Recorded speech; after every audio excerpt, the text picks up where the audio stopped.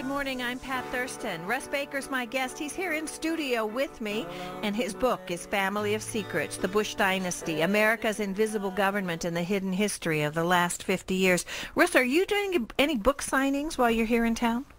I'm not right now. Somehow I managed to sort of miss that cycle of coming to the bookstores and doing the readings. We've done some around the country. I'd like to do them in this area. If any of your listeners have any influence with any of the local bookstores, I'm particularly supportive of the independents, and I would love to do that. I will be sometime, I think, in November doing something at City Lights. That's a great place. Yeah. Yeah, but there are great bookstores all around the Bay Area, wonderful independent bookstores. Yeah, I'd love to come out and support authors. them. Yeah, sure. it would be fun, and you should, because you'd get lots and lots of people and a lot more attention, and I don't think the book is getting nearly enough attention. Before we get back to our callers, and you can see by the lights on the board here that a lot of people want to talk to you, I do want us to get into some of Watergate. Our earlier caller was at Maryland, who said that was the most fascinating part of the book for her. Right. So take us into Watergate. Sure. So 1968, they want Nixon to put H.W. Bush on the ticket with him. He declines to do that. And then Nixon comes in, and as I say, he and Kissinger are doing all this back-channel negotiations with America's enemies. Wait, let me, I've got going on in my head, and I'm probably wrong about this. It was, he ran with Agnew, but then Agnew ended up resigning, and then was it Rockefeller after that, and then yes, Ford? Yes. Okay.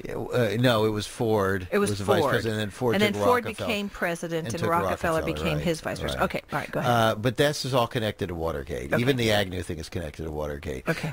So what happens is Nixon begins... Nattering nabobs. Sorry. Right. Nixon begins carrying out this independent policy, which starts angering the same people who Kennedy angered. And we also see Nixon trying to get a hold of CIA files. As I describe in Family of Secrets, at one point he's got, I think it's Haldeman, and he tells him, you tell the CIA, I want those files. And Haldeman says, they won't give them to you. And he says, they won't give them to the President of the United States. He can't believe this. How can they refuse this? Who's running this show?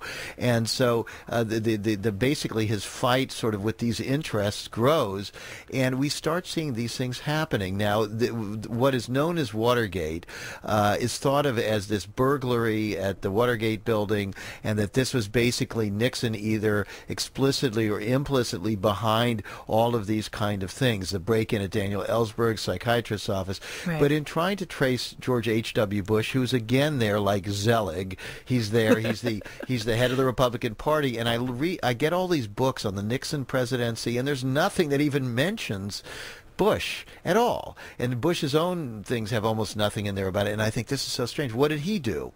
Well, I start looking at a bunch of things related to Watergate, and I start thinking, wait a minute, there's something else going on here. This is completely what I thought, that Nixon was the villain of this thing, is wrong, that there's something else going on here, and I start seeing what's happening.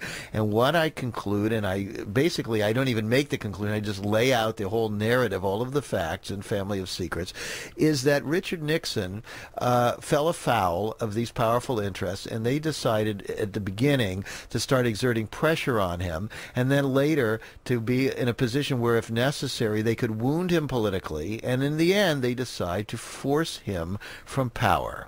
And what they do is they create a series of scandals, several of which don't take off. The public's never heard of them, but they're in Family of Secrets. One of them is called the Townhouse Affair, where these people, who are, by the way, connected to George H.W. Bush and to the CIA, go out and they're giving money, cash, to candidates, and they're telling them, hush, hush, this is with compliments from Dick and Pat Nixon.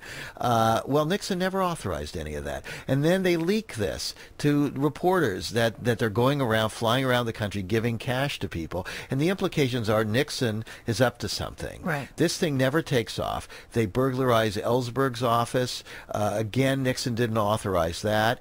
And you start seeing all these characters, John Dean, Alexander Butterfield, the man who reveals the tape taping system and so on, playing a very curious role. They don't seem to be looking out for Nixon's best interest. They seem to be ordering people to do things that are clearly going to harm Nixon if they're ever revealed. And so I go back and I start studying these Nixon tapes, and there are hundreds of hours that have never really been made public. And if you check out those tapes, there's nothing of Nixon conspiring in them. He was a troubling individual on many fronts, and he liked to be macho, and sometimes he would drink, and they'd say things, and he'd say, "Great, can we use a nuclear bomb in Vietnam?" But he didn't literally mean it, and so these things were taken out of context. But you see, John Dean is a particularly interesting character because he comes out of nowhere. He suddenly manages to get a job in the White House, and he begins. By the way, you see phone. Wasn't he White House counsel? Right, but who was he?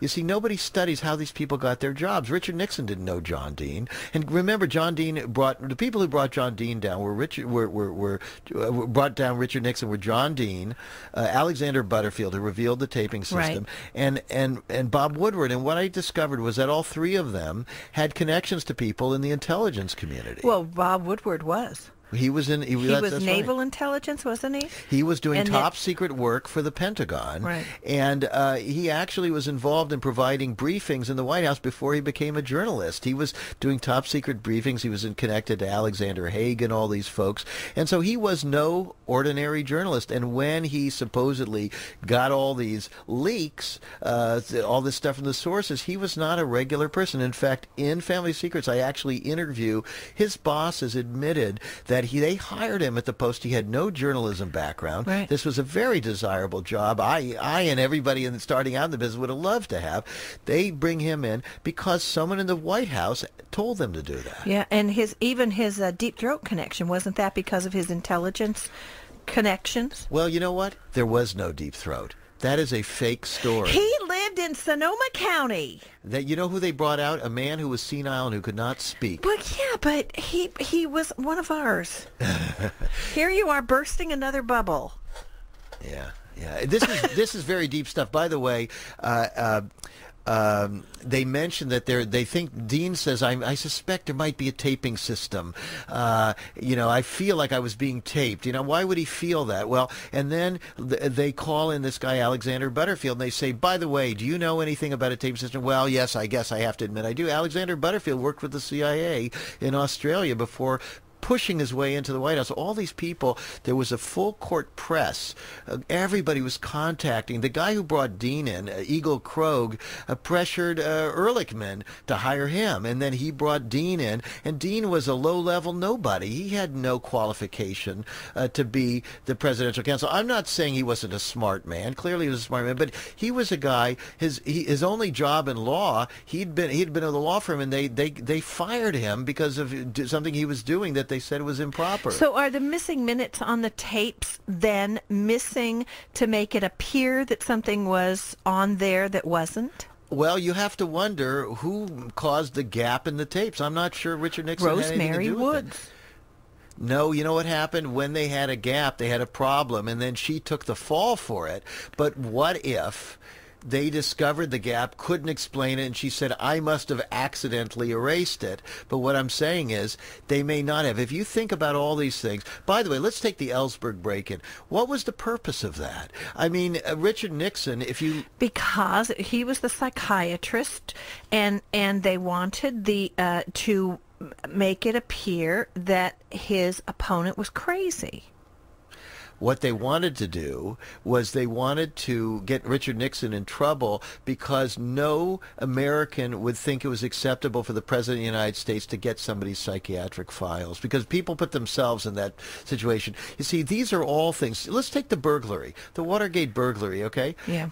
Richard Nixon, when he heard about the burglary, he got no attention in the news. It was a little tiny item in the paper. He was down in Florida at the time. He sees it in the paper and he goes, well, this is crazy. Who would burglarize the Democratic National Committee? There's nothing there. Why would you go in there? And he says, this looks like a setup of some kind. He didn't think it was a setup of him because they didn't connect the burglary to him at all. He just said, who would do that? And who were the burglars? They were all veterans of the Bay of Pigs. They all were connected to the CIA and these circles around H.W. Bush. Bush again. And these guys, and E. Howard Hunt, who was an acolyte of Dulles. From back when, yes, that's right. It's the same crew. You see, the Kennedy assassination and Watergate are totally linked. And